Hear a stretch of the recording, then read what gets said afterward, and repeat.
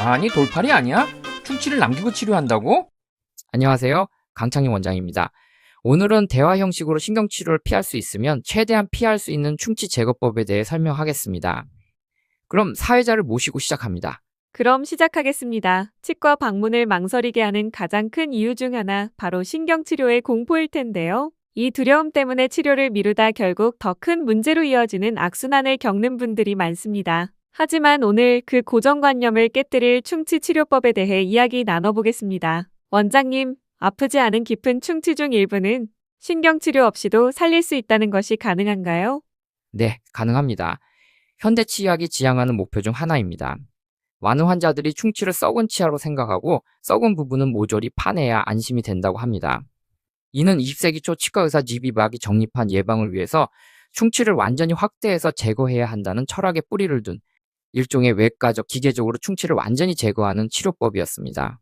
당시에는 충치의 미생물학적 원인에 대한 이해가 부족했고 주로 아말감 같은 재료의 물리적 특성에 맞춰 치아를 삭제했기 때문에 불가피한 측면이 있었습니다. 그렇다면 지금은 충치를 어떻게 바라보고 있나요? 그 외과적 충치 제거법은 어떤 접근법이 추가됐는지 궁금합니다. 패러다임이 보완되었습니다. 이제는 생물학적 접근법이 추가됐습니다. 충치는 단순히 세균이 치아를 녹이는 현상이 아니라 구강 내 미생물 생태계의 균형이 깨지는 불균형으로 인해 발생하는 만성 질환으로 봅니다. 입안에 수많은 세균들이 모여 바이오필름이라는 끈적한 막을 형성하는데요. 이 바이오필름은 마치 세균들의 도시와 같습니다. 스스로 보호막 EPS를 만들어 외부의 침입을 막고 우리가 섭취하는 설탕 같은 당분을 에너지원으로 삼아 강력한 산을 뿜어냅니다.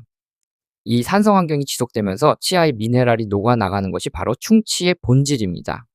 따라서 이제는 도시 전체를 폭격하듯 치아를 삭제하는 것이 아니라 도시의 에너지 공급을 끊어 무력화시키는 전략을 사용합니다. 도시의 보급로를 차단한다는 비유가 와닿네요. 그렇다면 실제 치료는 어떻게 진행됩니까? 신경치료를 피하는 핵심 기술이 바로 여기에 있겠군요.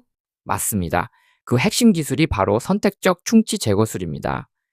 하지만 이 기술을 적용하기 전에 선행되어야 할 가장 중요한 것이 바로 정확한 진단입니다. 환자가 자발적인 통증이나 밤에 잠을 못 이룰 정도의 통증을 느낀 적은 없는지, 차가운 것에 반응했다가 금방 괜찮아지는지, 아니면 통증이 길게 이어지는지, 시수 생활력 검사, 엑스레이 상에서 뿌리 끝에 염증 소견은 없는지 등을 면밀히 평가해야 합니다. 이미 신경에 염증이 생겨 신경의 생활력이 회복되지 못하는 상태라면 안타깝게도 신경치료가 필요합니다. 또한 상아질 충치를 제거하는 과정에서 너무 물렁물렁한 충치가 신경까지 도달해서 남은 충치를 제거할 수밖에 없다면 결국 치아 신경이 노출될 수밖에 없어서 앞에 문제들이 없더라도 신경치료해야 합니다. 이 조건들을 통과한 아프지 않은 상아질 충치에 한해 선택적 충치 제거술을 시행할 수 있습니다. 하지만 이런 조건을 만족하더라도 상아질 충치를 제거하는 과정에서 물렁물렁한 충치가 신경까지 침범했다면 신경 근처까지 충치를 제거할 수밖에 없어서 결국 치아 신경이 노출되어 앞의 조건들이 충족돼도 신경치료를 피할 수 없는 경우도 있는 치료이기도 합니다. 진단이 정말 중요하군요. 그 진단 후에 이루어지는 선택적 충치 제거는 구체적으로 기존 충치 제거법과 어떻게 다른가요?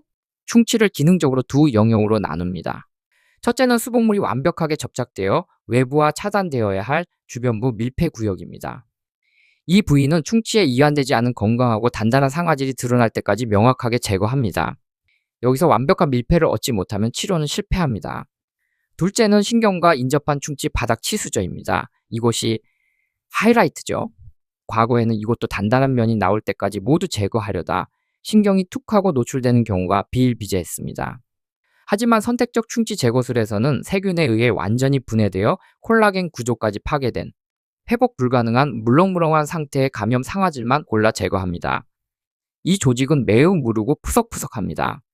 그리고 그 아래 산에 의해 미네랄은 일부 잃었지만 콜라겐 섬유 구조는 온전하게 보존되어 있어서 재강화 회복 가능한 조금은 딱딱한 이완 상아질은 의도적으로 남겨둡니다.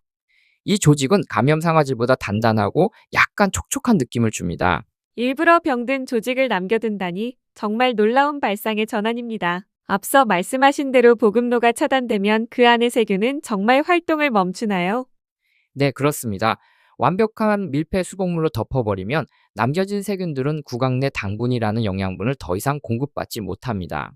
생존과 증식, 그리고 산성 대사물질 생산에 필요한 에너지가 고갈되어 결국 활동을 멈추고 휴면 상태로 들어갑니다.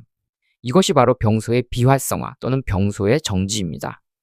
최근 연구들은 이 방법이 신경 노출 위험을 극적으로 낮춰 매우 높은 성공률로 신경치료를 예방할 수 있음을 보여주고 있습니다. 이야기를 들을수록 치아를 하나의 생명체로 존중하고 그 잠재력을 최대한 이끌어내는 치료라는 생각이 듭니다. 마지막으로 환자분들께 꼭 당부하고 싶은 말씀이 있다면요? 충치를 모두 파내야 한다는 강박에서 벗어나 우리 치아가 가진 놀라운 회복 능력을 믿고 보존하는 것이 현대 치의학의 흐름입니다. 신경치료는 꼭 필요한 경우 훌륭한 치료법이지만 피할 수 있다면 피하는 것이 치아의 수명을 위해 훨씬 이롭습니다. 가장 좋은 것은 이러한 치료조차 필요 없는 상태를 유지하는 예방입니다. 식단 조절과 올바른 칫솔질로 바이오필름인 치태를 잘 제거하고 정기적인 검진으로 문제가 커지기 전에 발견하는 것이야말로 진정한 최소 침습 치료의 시작입니다.